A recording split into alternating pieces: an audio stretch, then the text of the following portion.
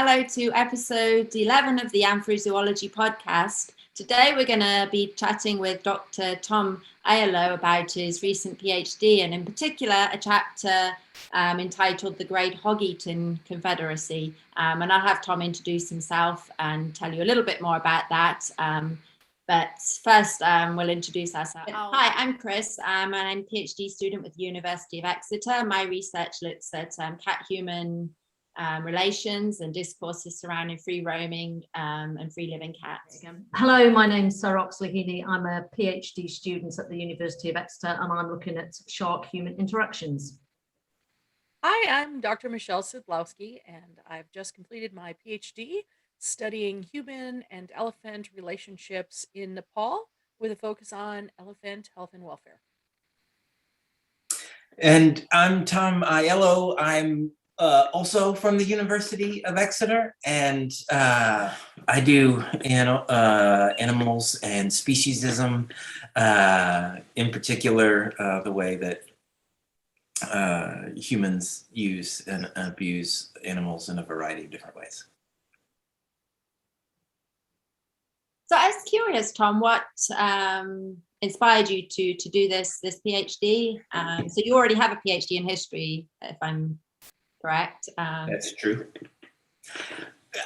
Well, so my specialty has for the last decade been African-American history, the history of race relations in the United States, particularly the cultural and intellectual history of Black America. And there are, I think, a lot of interesting parallels between the way we draw racial lines and the way we draw species lines and how it creates meannesses out of that. But more broadly, I am an animal person. I am a vegan and an advocate for animals. And I had always done Black history for my vocation and animal rights stuff as my avocation. And I had never really thought about the two in the same vein. And it got to the point where I was thinking even about quitting my job and just working for animal stuff because I felt like I wasn't doing enough to help animals in need. And then I discovered that animal studies and critical animal studies and anthrozoology existed, which I didn't really know. And it was perfect for me because I could use the one thing that I've been good at in life and use it and direct some of that energy towards helping animals. I didn't have to give up what I was good at to help animals. I could do that through the process of academia, which is kind of the world that I know. And so that's how I came to the discipline more broadly.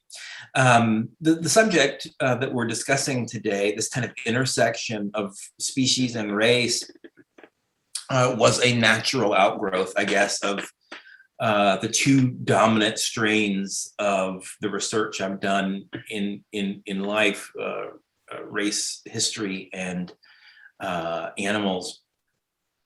And I think so much of the time, anthrozoologists, animal studies people, study representations of animals and what they mean in human minds at the level of intentionality. So, for example, when we talk about representation of animals in movies, we talk about movies that feature animals, that have animals in the title. What we often leave out, I think, is that almost every movie has animals in it. And those are the ones that people watch. Those are the ones where they get their real ideas about these things because they see them every day and it constantly clicks in your head. Race is the same way. I live in the American South, we constantly have racial norms reinforced for us in a variety of different ways, oftentimes ways that we're not really expecting. And so I think my principal concern was, how do those systems, those kind of semiotic ways of how we ingest meaning and how we end up spitting it back out in various dangerous ways, how do those act on us, and how do those act against each other? There have been a lot of great histories of the way that, for example, race and gender interact. That's where we get the word intersectionality, from studies of the intersection of race and gender and kind of how they act on each other. Two different concepts, two different kind of, in most of their outgrowths, completely artificially constructed things that humans have created to set up haves and have-nots in the world. Species is another one of those things. Species is something that we just make up. I mean, we're all just a bunch of earthlings floating on a giant ball in the sky. The idea that somehow humans have this kind of innate superiority that allows us to kill in mass and create this kind of genocidal relationship that we have with animals is based very specifically on similar kinds of difference making, and how does that difference making interact with, in particular in this project, with race, because I came at that with the racial expertise and not necessarily animal expertise, and so the process was kind of learning how those things interact, and found a variety of interesting things along the way. Tom, I wanted to ask you a little bit about the danger, as it were, of making those comparisons.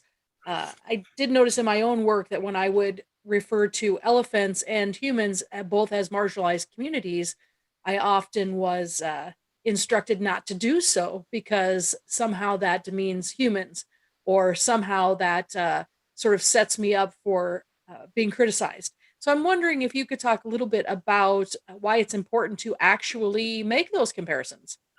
Right, absolutely. Demeaning humans is totally fine with me. If they feel demeaned, I am totally okay with that. They need to kind of see their place in the world.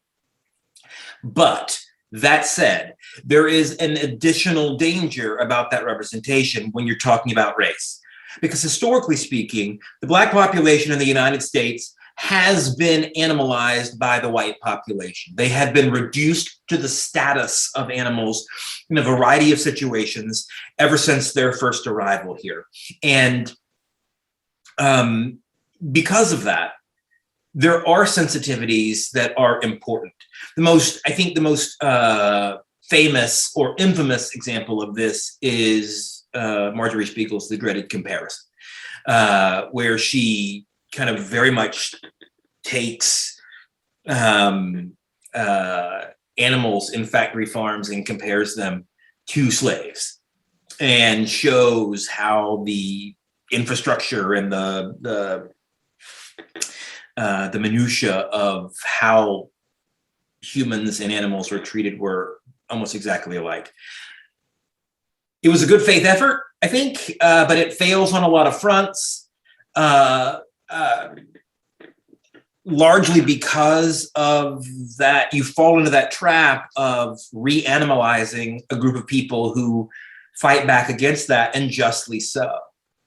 Also, at the same time, if there is a historical legacy of animalization, even though it is the animalization itself that is the great sin, the concept of animal comparisons is going to be seen as a devaluation of the struggles of those human beings. And so, even though it isn't, and certainly, at least in this study, it isn't, You have to be sensitive of that, because just as the struggle of the species struggle is not over, neither is the racial struggle. I mean, we live in a country that is still living its racism to the fullest every single day. And white supremacy is the overarching defining characteristic of the United States. It is what helped generate the United States. And if that is the case, and if you live in a state of white supremacy that is constant and overbearing, then making comparisons or showing how the interaction works between racism and speciesism, because what I'm really engaged in is not a comparison as much as an interaction study. Doing that, you need to be mindful of the fact that one of those two groups, the humans, can actually feel the cognitive effects of how you talk about things. And if animals are just as important as humans, that's great, but importance doesn't mean sameness. Equality doesn't mean sameness. And so you have to acknowledge that human emotions are triggered by words. And so you have to kind of frame these things in a way that is sensitive to the struggles that you are working to fight for on both fronts, because none of these issues are completely solved. And yes, we might not be in a racial genocide where billions of humans are being killed every single day, as animals are in the situation of. But that doesn't diminish the effects of white supremacy and the outgrowths that people have to live with every single day. Well said. Thank you. I have a question which I think we all have talked about prior to the podcast, is that obviously I think we're all very cognizant of the fact that we are all white academics in this podcast at the moment, and you're obviously your first PhD is in Black history, and you're a Black history professor, if that is the right way for me to say that. Could you say a little bit about how you approached that difficulty? Right. No, right. That's another part of it. I mean, the people who look like me are the bad guys in the vast majority of the stories I tell. And that matters. At my school, which is in the American South, the vast majority of my students, about 90% of them are Black.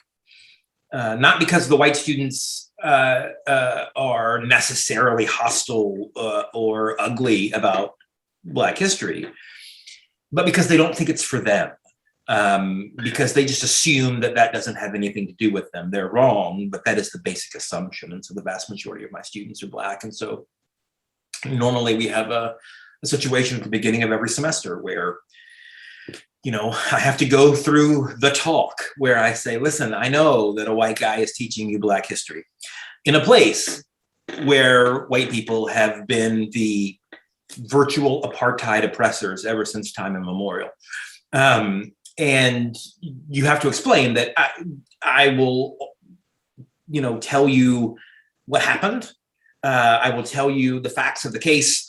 I will describe the way these things are, but I will never make an attempt to explain how someone felt. I will never put myself in that place. I will never assume that I know how you experience these kind of things. You know, I make sure to solicit everybody's opinion or their own experiences on how the legacy of these historical things that we talk about play out in their own lives. And you acknowledge that there are certain spaces that you can literally not go because when we walk out of class, a lot of that stuff can remain theoretical for me, and it can't for my students. They have to go and live it every single day in a way that touches them in a way that it doesn't touch me. Because no matter how much kind of effort you put into fighting for racial causes or whatever else, you still get to go home at the end of the day and be white and not have to, not get to. I mean, it's not like whiteness is better in any way, but it does get to, you do not have to think about those kind of things in your private life. I never have to think about, why am I not being represented on television when I'm watching television? I never have to wonder what's going to happen when I get pulled over by cops. I never have to do any of those kind of things. And so because of that, you have to acknowledge in a way that you wouldn't have to do if you were, like, say, studying ancient China or something. I mean, you have to very much acknowledge the present as you're talking about the past, because the present in a racial context, the past in the present context, in a racial context, is still very much playing on everything that we do in the United States. I mean, it is still the overarching narrative of our country and our behavior politically and otherwise. And so it's not a disconnected thing. It's something that we live every day. In the same way that the study of animals is very much something that is of immediate concern, even in an effort like this, which is functionally historical. It very much plays on the things we see every day. And even though we are not in the position of being imprisoned and murdered on a factory farm for people's palate pleasure, we still have to acknowledge it. And whenever we talk about that history, we have to, see it as being a vital part of our own lives. Same thing. Yeah, one aspect of speciesism, I guess, that I sort of think about a lot is within the Western culture, eating dogs is generally seen as repulsive by the larger public, and people are horrified, and they'll join causes and what have you. Right. Yeah, pigs perfectly fine for the majority, and that sort of cognitively that's speciesism, right? I wondered if you could elaborate on your thoughts on that a little bit, or. Absolutely. This notion that there is a hierarchy of species and that some are better than others or some are more worthy of life than others is the root of all of those problems. And the dog thing, I think, is a good example, right? I mean, there are so many people who protest Yulin every year at the dog eating festival in China, and yet they go home and they eat a variety of different animals that it makes no sense. I mean, and there is this real cognitive dissonance that where people can kind of prioritize certain animals, and their argument will be, we live with dogs, we're closer to them, but that doesn't mean very much. In the proximity doesn't mean very much. I certainly wouldn't go and kill a human from my neighboring state of Alabama simply because they didn't live in Georgia. Proximity is not an excuse, and it certainly isn't excuses for other kinds of violent acts in the world. But that's one of the arguments they use, or they use, what's another good one? Dominion. God gave us the right to do this. I always tell them that the state gives you dominion over your children, but if you mistreat them, the state takes them away. Dominion doesn't mean free reign. Dominion means you're supposed to be a caretaker, and people certainly act as caretakers for dogs, but they don't for other animals. And it's even the people who aren't familiar with Yulin or with eating dogs, will still go to the store and get their dogs a bag of dog food. that is nothing more than the throwaway parts of dead animals, of other dead animals, in the process of care. In the act of caring for their dog, they will sacrifice the lives of all of these other animals, which itself, buying dog food, non-vegan dog food, is another act of speciesism that people don't even give thought to. And that's one of those things where the dog festival at Yulin is one of those examples that kind of sits in your face of being an overt failure of people to see the kind of the contradictions in their own way of thinking. But there are so many more of those contradictions that set that up every single day that they go through.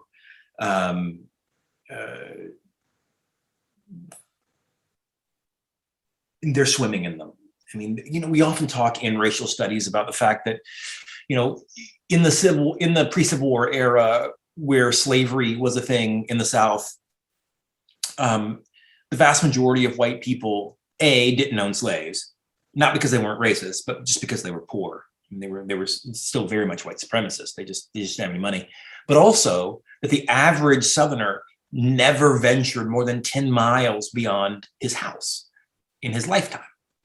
Simply because there wasn't transportation, there wasn't roads, there wasn't an infrastructure in the South. The South was an oligarchy where a bunch of rich white people owned everything, and including all the slaves. And so the vast majority of people lived in they lived in a bubble. They were largely illiterate. And so they had never known anything else. White supremacy wasn't something they questioned because they'd never been given an alternative. They'd never lived in a world where a credible voice had said, hey, this is crazy. Because there were strict censorship of David Walker's Appeal, or of news of John Brown, or of the Black press coming to the South. All of that was censored. They never saw that. And the vast majority of them never went 10 miles beyond their own living room. If that's the case, then racism, if they were fish, racism would have been part of the water that they swam in. And fish don't know it's water because that's all they see. And so racism becomes a fait accompli. It becomes part of the driving force of life, not because it's something they just think about, but because it's the water. It's all they've ever known. And speciesism is our water today. There are lots and lots of mainstream, credible voices arguing against racial hegemony. And there is no way in a world where we carry all the world's knowledge in our pocket, and we can literally find anything we want wherever, we can travel all around the world in just 2 seconds, that anybody can make the excuse today, I don't know. I didn't know that was racist. I didn't know. I mean, you can't do that anymore. I mean, you can make a lot of excuses for racism, but ignorance of racism isn't one of them. But for speciesism, because we have spent so much time and effort historically to hide away the animal agriculture business, because we have been inundated with TV commercials for roach killers and other things that has been portrayed as protecting your home and your family, because we have had these messages inundated into our brains ever since we were children. Even though there are voices crying out against speciesism, they are in such a minority that speciesism is the water. Human supremacy is what everyone swims in. They don't know better. And when that becomes the water, cognitive dissonance like you're talking about with dogs versus pigs, again, it becomes like the rural Georgian in 1850. who's never left his house 10 miles. It's the water. So of course they're going to be mad about the dog thing. Dogs are what they know. The water they swim in with dogs is very different than the water they swim in with pigs. Yeah. Do you find sometimes as well, I mean, you talk about dog food and veganism, and having discussions with somebody about, like trying to have a rational discussion with somebody about not feeding or feeding a dog a vegan diet or not feeding a dog a vegan diet can get very heated very quickly. And suddenly, especially in social media spaces, misinformation is then poured onto the discussion, and people pick up on many different things, and you find yourselves going down rabbit holes trying to show that actually what the discussion you're trying to have is rational and it's not about forcing beliefs, etc. Did that also happen in as you were saying, with the people who only left their, only range 10 miles within their home? You were talking about the how newspapers would not report on certain on lynching, right, upon the atrocities that were happening, and that in mainstream media, and that happens nowadays all the time with non-human animals. And you definitely have to go to non-mainstream media to try and find out what's happening. But then, especially with ag laws and the propaganda that comes back against people trying to expose these, that all gets mixed up with misinformation. I was wondering if you could. Right. So if any of the myriad chicken killing places that are around where I live replace those chickens with dogs or cats, it'd be on the nightly news immediately. Right. So you're right. I mean, there is a failure. I think the difference is that the guy in 1850 was a victim of censorship.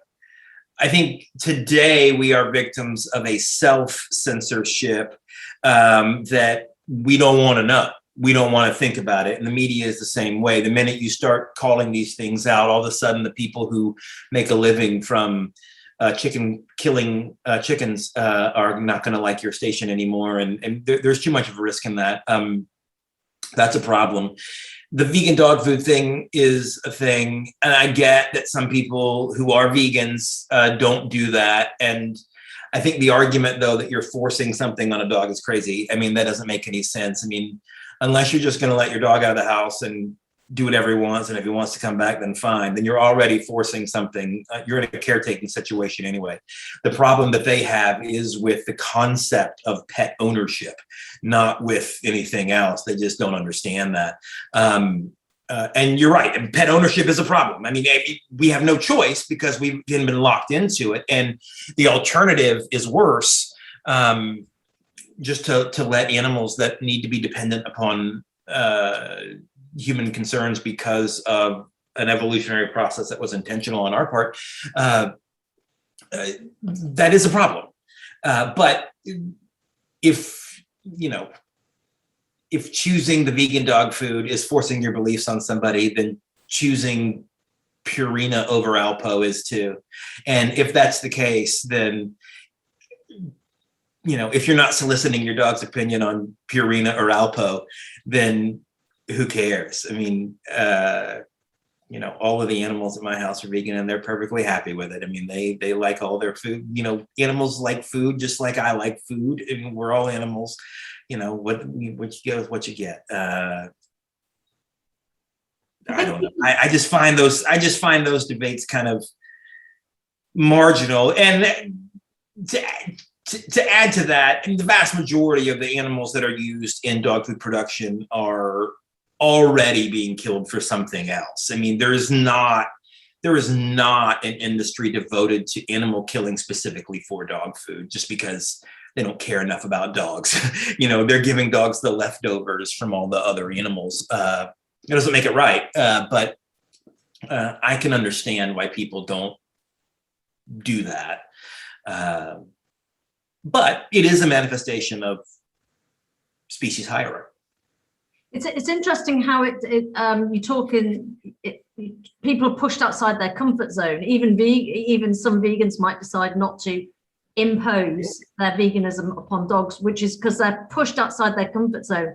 And you talk in your book about, or your chapter about, the semiotics of comfort in imagery, right. And that is very interesting. And maybe you can talk about that a little bit in a minute. Just to say though, I actually looked up the pig and the butcher in Essex, and they don't use the image anymore of the double image you spoke about in the book, right? Of the pig being unhappy on one side and then happy on the other. Now they just have an image of a butcher dismembering a pig. But what I did find interesting is that over the last several years, the Brits have really picked up on this idea of pigs in blankets, which is just hot dogs or sausage rolls or etc. And I think actually it's also a sausage wrapped in bacon as well. So it's like the double plate of pig. But so it struck me how using the word blanket is almost like, oh, little pig, it can be wrapped up in the blanket. And then so is the word and the image. And it's apparently it turned up originally in 1957 in Betty Crocker's, I think it was a book about cooking for kids. So trying to hardwire kids into actually then becoming speciesists, basically. Well, right. It was intended to make that more palatable. Yeah, we always grew up with pigs in a blanket. I mean, that was just part of life. Pigs in a blanket. That was part of it. You just take a hard pack of crescent rolls and just wrap them up around little Vienna sausages. And I mean, they did that all the time when I was a kid. But you're right. I mean, that's part and parcel in the 1950s of the deregulatory policy that's in the process of creating the big ag-gag business anyway. This is when it's about a decade after all the subsidies start to animal farmers. That's when the government starts buying up tons of meat to send to schools because they want to subsidize the business to make sure that animal farmers get as much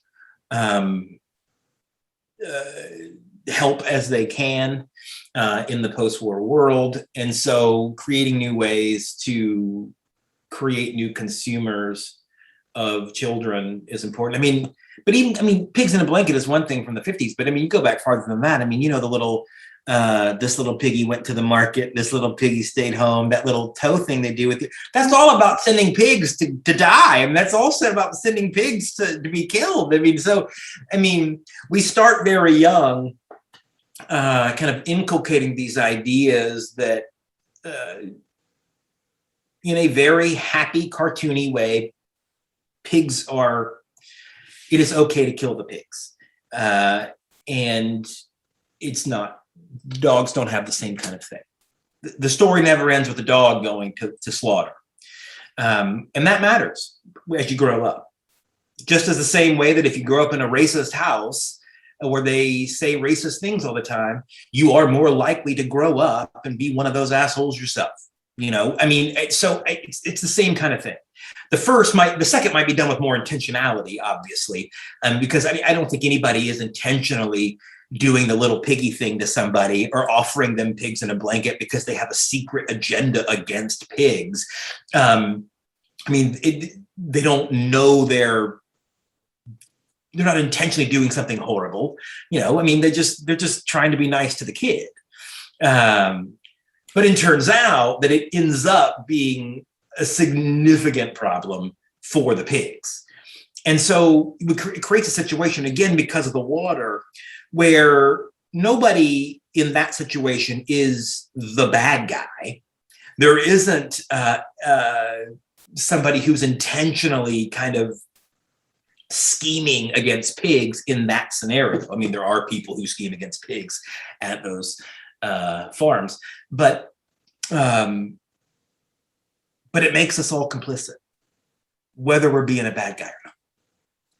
Yeah, I keep coming back to, and I guess this is related to nobody wants to be the bad guy, right? But these discussions, it always brings me back to the Douglas Adams, one of the Douglas Adams novels, the front at the end of the universe with the cow that wants to be eaten. It was his, is that what you have there? No. Yeah, the Amegalian major cow. Ah, okay, yeah. And it's like an exaggeration of what we do. And so like some of those images I was looking through that are associated with your paper, Tom, with they were showing pigs that seemed happy. Some of them were like, yeah, eat me, or this is my, so it's kind of reinforcing, and that comes across a lot in food marketing. Nobody wants to intentionally harm animals, so they're sort of open to the ethically produced eggs or the ethically produced meat or the cow that's lived a good life and is happy to sacrifice their flesh. So yeah, we're open to being comforted, and it's going back to the I can't be vegan because I love cheese. Right. People want and I mean, that's a very specific byproduct of late capitalism. So I mean, when people used to have to kill their own animals to eat them, you never saw that kind of imagery, right? I mean, you never saw the, oh yeah, please eat me, because I mean, they had to do it themselves. They knew the truth. But as you start moving all of that away, consolidating those businesses, hiding them from the public, people never have to see what actually goes on. That makes that kind of narrative possible. And we buy into it. I mean, as another example, I have seen plenty of religious people be thankful that animals give their lives for us.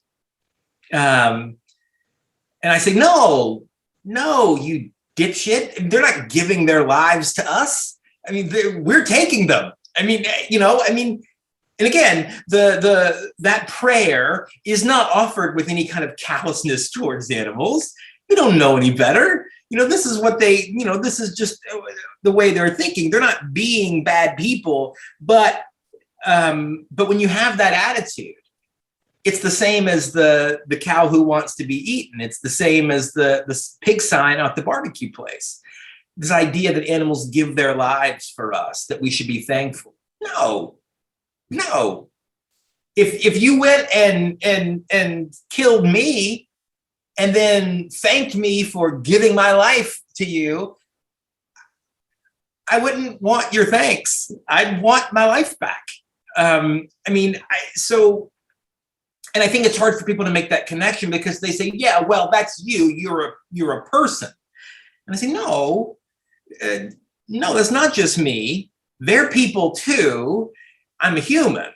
I just happen to be this one thing.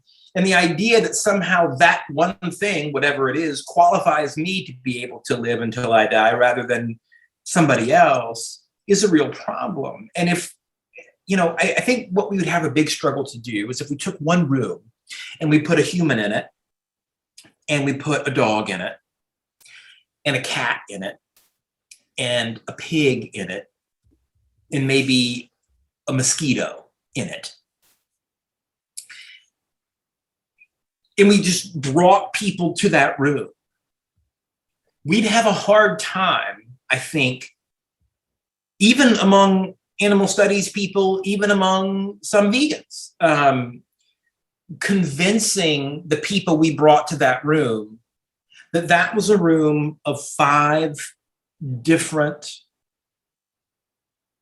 but equal earthlings. And I think the vast majority of people would assign values to life. They would put the human first, they put the dog second, they would put the cat third. The cat being far more contingent, the 9 lives of a cat, cats, whatever. So they would put the cat third, they would put the pig fourth, they would put the mosquito fifth. And they would say, of course it's okay to kill a mosquito. Who cares about a mosquito? And of course it's okay to kill a pig. I eat pigs every day.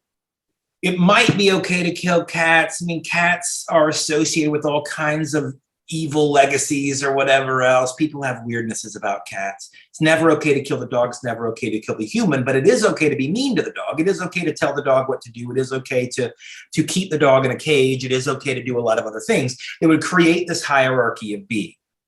The argument that I would make is, which is not an agreed upon thing to be sure, but the argument that I would make is that all 5 of those beings are equal. That killing the mosquito is just as wrong as killing the human. Now, that's a hard sell for a lot of people, and I understand that it's a hard sell. But I think that is the goal, at least, that animal people should ultimately work towards, to seeing that room as a room full of people who are different but equal. And I mean, we talk about the just abject genocide. I say genocide a lot when I think about animals. It's not actually genocide. Genocide is eliminationist. And our goal in killing animals is specifically to keep them alive so that we can kill them more. It's a little bit different than genocide. But that death that kills billions of animals every week, every 3 days, we kill more land animals than all humans who have ever died in any war ever in human history. But bugs, we kill by the trillions every day, in even greater numbers. And whenever we talk about animal rights, they never get a mention. Fish get mentioned before them, and fish are often left out. So I don't know how to fix that, and I don't presume that it will be fixed in my lifetime. But you miss 100% of the shots you don't take. I mean, I don't know. Isn't that where we end up with the debate when people are talking about Jainism, that, it gets to a point where you would not leave your house because you're stepping on insects or you're stepping on things you can't see. Right. How do you deal with that inconsistency that, well, in the process of your day-to-day life, you will be destroying other animals? How do you deal with that? You deal with it a couple of different ways. The first is to understand that the world is built on these deaths. I mean, so first of all, acting in the world is a starting point, a necessity. And so if you have to act in the world, you have to understand that collateral damage exists. You don't like it, but there's certain things you can't do about it. I see nothing wrong with sweeping in front of you as you walk down the street like the Jays do. I think that's great. But at the same time, I drive to work, and I know that in the Deep South, in August, when you drive to work, you're going to end up hitting bugs on the windshield because it's the South in August. I mean, that's just part of it. And if you're driving anyway, you're driving on tires, all of which use animal byproducts in the creation of rubber. I mean, there's no way to fully divest yourself of all of these things unless you completely remove yourself from society, as you mentioned. But in that sense, you're actually probably doing greater disservice because you're not advocating for anybody. I mean, there are plenty of animals that could still be helped. The other way you deal with that is by drawing a distinction with intentionality. If you're driving down the road and a mosquito flies in front of your car, is hit by the car and dies, even if you never know it, that is a hostile act. That is the death of an innocent. That is all of those things. At the same time, it's not a killing in the sense that it's not an overt act. If you slap a mosquito because you don't like mosquitoes, that's a killing, and so I tend to draw a line at intentionality, understanding that bad things happen all the time. but it's our job as the one species, if we can say species, the one species on Earth that has evolved. I mean, lions got claws, eagles got talons and wings. We got the ability to morally reason things out. Lions use their sharp teeth and their claws. Eagles use their wings and their talons. We are the only species who has evolved this thing, and we don't use it. We intentionally don't use it when it comes to animals. And if we did use the one interesting thing about humans, if we actually used it and kind of acknowledged the equivalency, though difference, of other beings on the planet, and we all thought of ourselves as a unit instead of these antagonists who are out to try to kind of maintain human supremacy, then not only would we be living up to our Darwinian ideal, but at the same time, we'd save a lot of animals in the process. Okay, so we're going to take a break there, and we'll carry on the rest of this discussion in part B of our talk with Tom Aeillo.